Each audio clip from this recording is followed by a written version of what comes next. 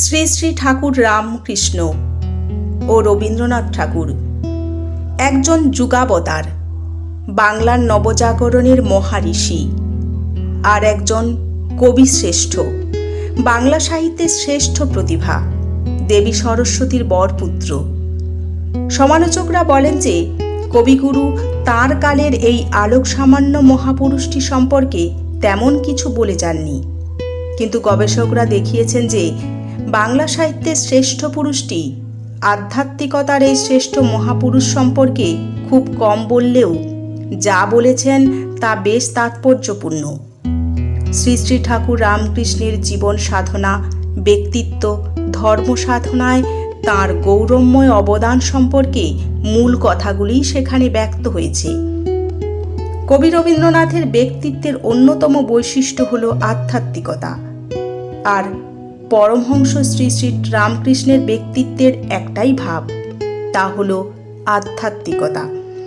রবীন্দ্রনাথের আধ্যাত্ম চেতনা ব্রাহ্ম সমাজের কঠিন নিয়মে বাধা না থেকে বহু মত ও পথের অনুসারী ছিল, আর রামকৃষ্ণের বাণী ছিল যত মত তত পথ, যেখানে বহু সাধনার ধারা অভিনব এক তীর্থরূপ লাভ করেছে। 1860-এর দশকে শ্রীরামকৃষ্ণ মথুরবাবুর সঙ্গে জোড়াসাঁকোর ঠাকুর বাড়িতে যখন মহর্ষির সঙ্গে সাক্ষাৎ করতে গিয়েছিলেন, তখন রবীন্দ্রনাথ নিতান্তই বালক। এই সাক্ষাতের স্মৃতি তার মনে থাকা সম্ভব নয়। এরপর 1883 সালের 2রা মে কলকাতার নন্দনবাগানে ব্রাহ্ম সমাজের একটি উপাসনায় রামকৃষ্ণের সঙ্গে রবীন্দ্রনাথের সাক্ষাৎ ঘটে। রবীন্দ্রনাথ তখন 22 বছরের পূর্ণ যুবক।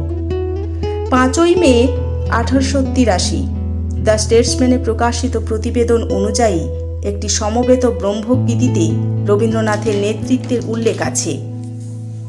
এর অনেক পরে কবিগুরু একটি চিঠিতে ওই দিনের কথা উল্লেখ করে লিখেছিলেন, পরমহংসকে একদিন 10 মিনিটের জন্য দূর থেকে দেখেছি। তিনি যে শ্রী শ্রী রামকৃষ্ণ কথামৃত পড়েছিলেন সে কথাও একটি চিঠিতে স্পষ্ট করে উল্লেখ করেছিলেন। এমনকি প্রখ্যাত ফরাসি মনীষী রোমারোলা লিখিত শ্রীরামকৃষ্ণ ও স্বামী বিবেকানন্দের জীবনী গ্রন্থও তিনি সাগ্রহে পাঠ করেছিলেন। আবার অন্যদিকে ঠাকুর শ্রীরামকৃষ্ণ শিষ্য নরেনের মাধ্যমে রবীন্দ্রনাথের গানের সঙ্গে যথেষ্টই পরিচিত ছিলেন। বিভিন্ন সময়ে ও বিভিন্ন স্থানে নরেন্দ্রনাথ ঠাকুরকে রবীন্দ্রনাথের যে যে গানগুলি শোনাতেন তা হল দিবানিশি করিয়া যতন, দুঃখ দূর করিলে দর্শন দিয়ে, গগনের থালে রবিচন্দ্র দীপক জলে, তোমারেই করিয়াছি জীবনের ধ্রুবতারা, মহাসিংহাসনে বসি শুনিছ, এ কি সুন্দর শোভা। এই গানগুলির মধ্যে কথামৃতের বর্ণনা অনুযায়ী দিবানিশি করিয়া যতন গানটি শুনে ঠাকুরের বিশেষ ভাবরাশি উদ্দীপিত হয়েছিল, আর দুঃখ দূর করিলে দর্শন দিয়ে গানটি শুনে ঠাকুর সমাধিস্থ হয়েছিলেন। তবে একথা ঠিক যে রবীন্দ্রনাথ তাঁর প্রথম জীবনে শ্রীরামকৃষ্ণকে নিয়ে তেমন চর্চাও করেননি ও লেখালেখিও করেননি, কিন্তু শ্রী শ্রী ঠাকুর ও তাঁর সুযোগ্য শিষ্য বিবেকানন্দ সম্পর্কে বিশেষভাবে অবহিত ছিলেন একথা বলা যেতেই পারে।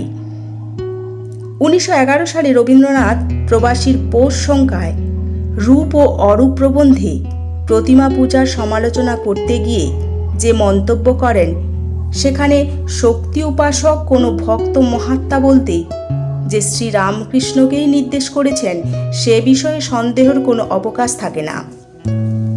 সমসাময়িক সাহিত্যিক কুমুদবন্ধু সেন যখন এ প্রসঙ্গটি গিরিশ ঘোষের কাছে উল্লেখ করেছিলেন, তখন বিচক্ষণ গিরিশ ঘোষ এ বিষয়ে চুলচেরা বিশ্লেষণ করে এই বক্তব্যের ভ্রান্তি দেখিয়ে দিয়েছিলেন।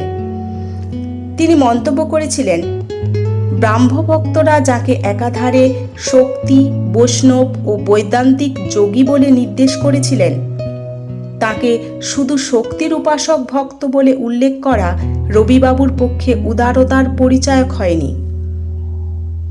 তবে 1935 সালে শ্রী শ্রী ঠাকুরের আবির্ভাব শতবার্ষিকী উপলক্ষে আয়োজিত ধর্ম সম্মেলনে রবীন্দ্রনাথের প্রত্যক্ষ অংশগ্রহণের আগে পর্যন্ত পরমহংসদেব সম্পর্কে রবীন্দ্রনাথ তাঁর শ্রদ্ধাপূর্ণ মনোভাব ব্যক্ত না করলেও বিভিন্ন সময় তার লেখায় কিন্তু পরমহংসদেবের প্রসঙ্গ এসেছে।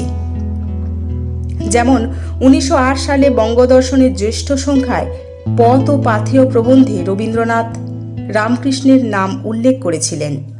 লিখেছিলেন, ভারতবর্ষ এখনই যে নিশ্চেষ্ট হইয়া আছে তাহা নহে।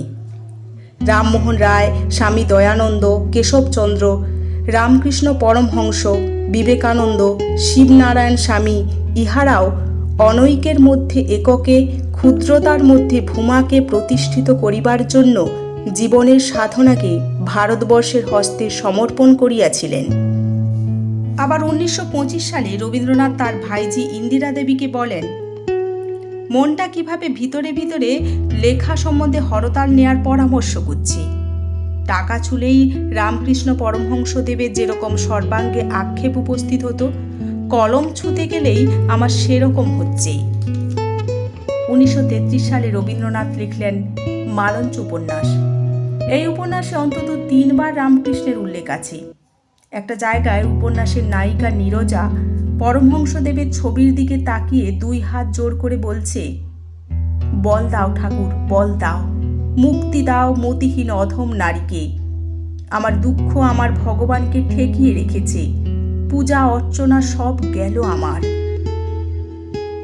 কেবলমাত্র শ্রীরামকৃষ্ণের ভক্ত শিষ্যরা নয়, তদানীন্তন বাঙালি সমাজের একাংশও তাকে যে দেবতার আসনে বসিয়েছিলেন, রবীন্দ্রনাথ ব্যক্তিগত পছন্দ অপছন্দের ঊর্ধ্বে উঠে সেই ঘটনাকে স্বীকৃতি দিয়েছেন তাঁর মালঞ্চ উপন্যাসে।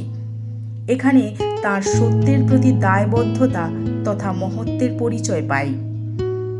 জীবনের প্রায় শেষ প্রান্তে 1931 থেকে 1933 সালের মধ্যে কবির বয়স যখন প্রায় 70, দক্ষিণ 24 পরগনার জয়নগর ইনস্টিটিউশনের প্রধান শিক্ষক ত্রিষ্টুপ মুখোপাধ্যায়ের এক চিঠির উত্তরে শ্রীরামকৃষ্ণের প্রতি রবীন্দ্রনাথ তাঁর মনোভাব অনেকটা খোলাখুলিভাবে জানান, যা কিছুটা স্বীকারোক্তিমূলকও।